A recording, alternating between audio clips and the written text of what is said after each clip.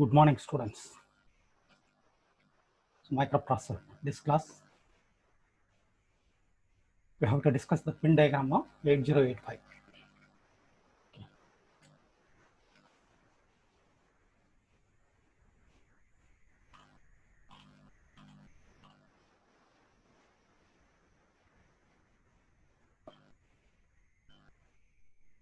So, this is the 8085 or 8085A pinout diagram. It is a small integrated chip, but complex, very large scale integration devices. That is the VLSI device.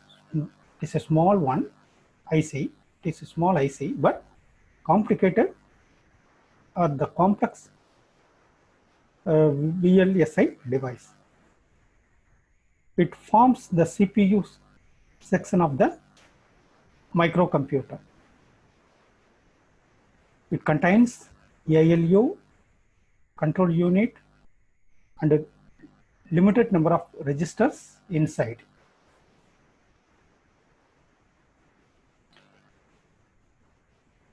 It is interfaced with peripheral devices like memory and I/O devices.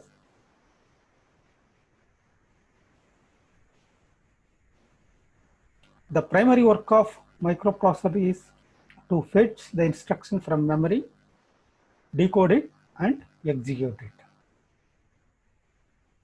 Now, let me see the detail of various pins. Okay. Pin number 1, 2, this is the X1, X2 in, okay, X1, X2, and 37 clock. So this is a crystal of 6 megahertz is connected at pin 1 and 2. So here X1, X2, these are the crystal. This frequency is internally divided by 2 to operate 3 megahertz. So divided into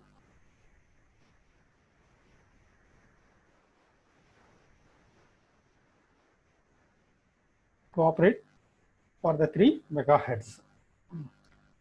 This 3 megahertz clock is available at pin 37.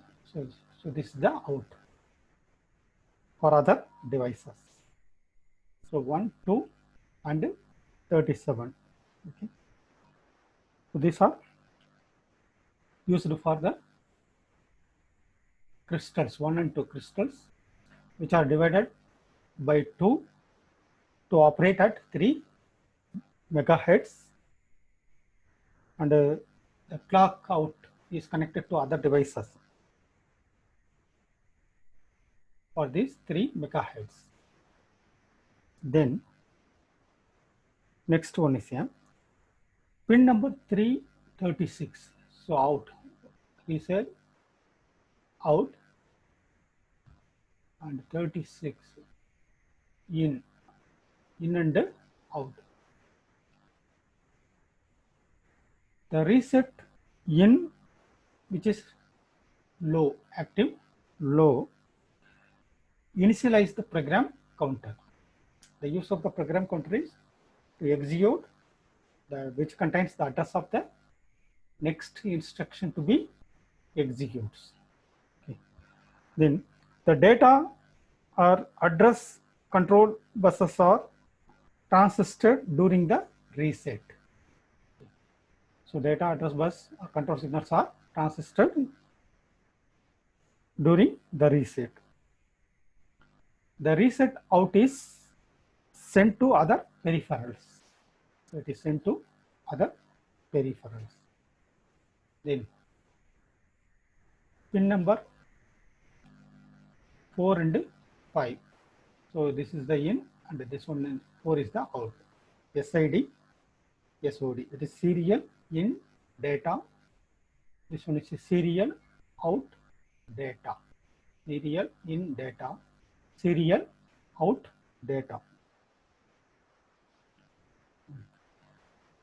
The serial in data enters into microprocessor through this pin, that is the SID, and the serial data leaves from the microprocessor from SOD pin, that is serial out data.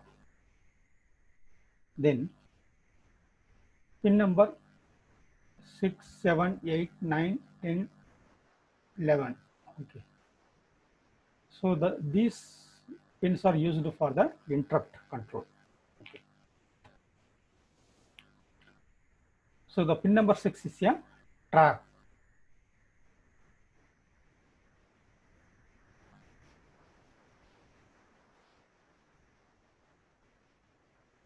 The trap RST 7.5, RST 6.5, RST 5.5 and INTR, interrupt request, are incoming interrupt from outside to the microprocessor. So that is the in, see the arrow mark. Okay. From outside the microprocessor receive these kind of interrupts. Then this is INTA, out, interrupt acknowledging when this signal is low. The microprocessor acknowledges these interrupts by INTA except trap. Okay.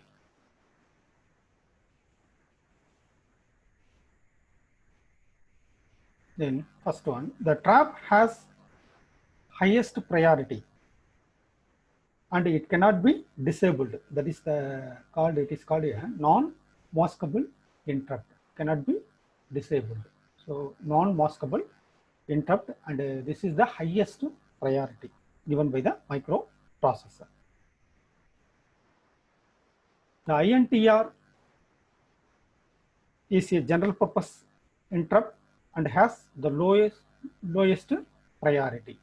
So trap is the highest priority, INTR is a lowest priority. Okay. Then the RST 7.5, 6.5, 5.5 are next priorities, that is in between trap and INTR. So these pins,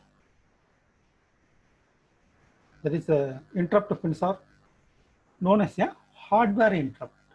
Okay, like that microprocessor has software interrupts, but these are the connected to hardware, so it is called the hardware interrupts.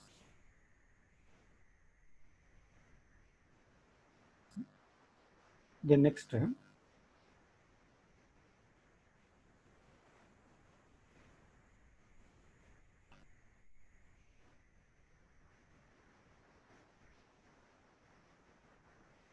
address and data lines.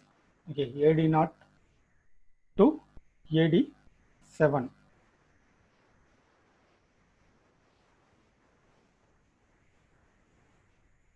That is pin number 12 to 19 and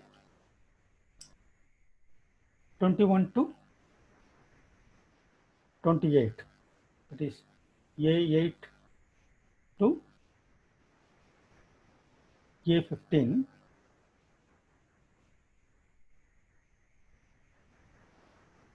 and 30 ALE. So these are multiplexed address or data bus.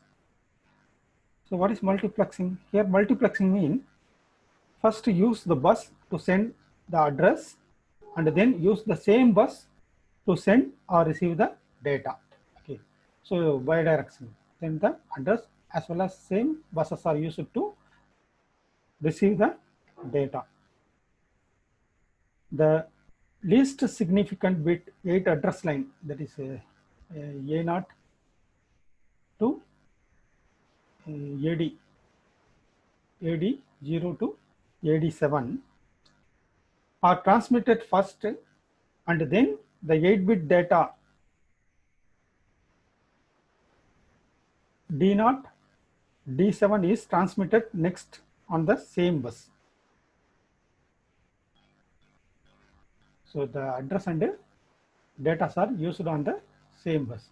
That's why it is a AD, address data 0 to 7, and it is a bidirectional.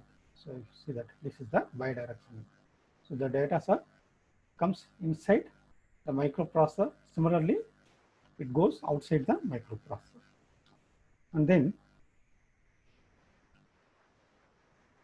D0, the ALE here, pin number 30.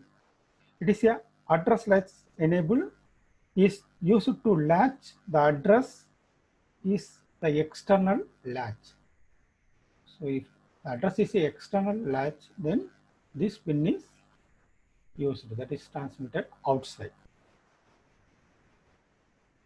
Then pin number 29, 33, S1 and 29, S0. So these two pins are out of microprocessor. So these two status signal indicate the various operations. Suppose that if S1 is 0 and S0 is 0, then the operation is a halt. If S1 is 0 and S0 is 1, then the operation is a write. If S1 equal to 1 and S0 equal to 0, then it is a read operation. If both signals are high, that is 1, 1, then it is a fetch operation, that is the fetch instruction. Okay. When both signals are low, halt operation, then 0, 1 write operation, 1, 0 read operation, 1, 1 means it is a instruction fetch operation.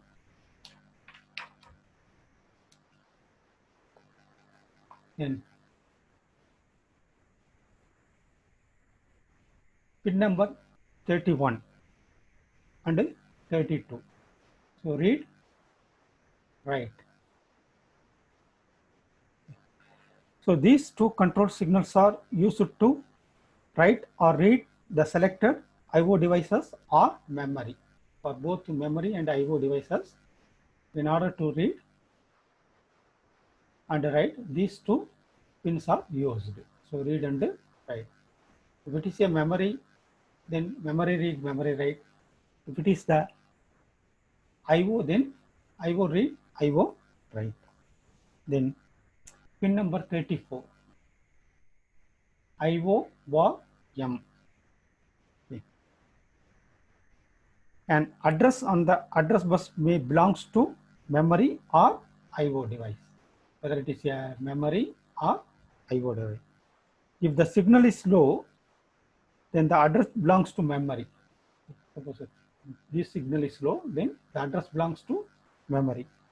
If the signal is high, the address belongs to IO devices. Okay. Low means it is a memory. High means it is a IO device. Then pin number 35, ready. This is a handshake signal between a slow peripheral device and the fast microprocessor. Okay, suppose that we use the keyboard as an input device. So it is a slow device. Okay. Since the microprocessor is a fast device, therefore this is the ready is used for handshake purpose. The low ready signal from the device indicates that the device is not ready. So the microprocessor enter into wait state. Okay. It comes to the wait state because the input devices are slow, but microprocessor is fast. So when the input devices are transmit data, immediately the microprocessor receive it. Okay, therefore the input it processed the input, again send the data until the microprocessor comes to the wait state. Then a high ready signal from the device indicate that the device is ready so that the microprocessor can send or receive data from it. That is the use of the ready signal. Then pin number 38 and 39, hold and acknowledgement, hold acknowledgement, HLDA, hold acknowledgement. So your DMA controller, that is the direct memory access controller, send hold signal to the microprocessor during DMA transfer. The DMA is a fast transfer. The microprocessor should not wait for that one. Okay, so it immediately transfer. The microprocessor acknowledges the DMA control by this signal. It is HLDA, acknowledge, hold, acknowledge signal. These two signals are called DMA signals and are used during the fast data transfer by the DMA, okay, or fast data transfer.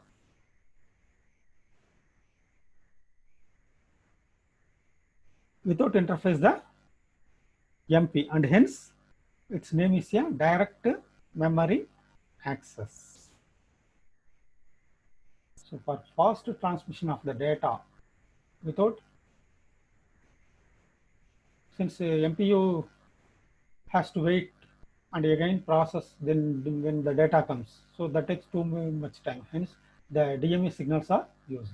Okay, so these are the independent to MP. Then pin number 20 and 40. Okay, these are the power supplies. One is for ground connection and another one is for 5-volt connected. So these are the pin diagram configurations. So various pins and what are its functions. Okay, thank you, students.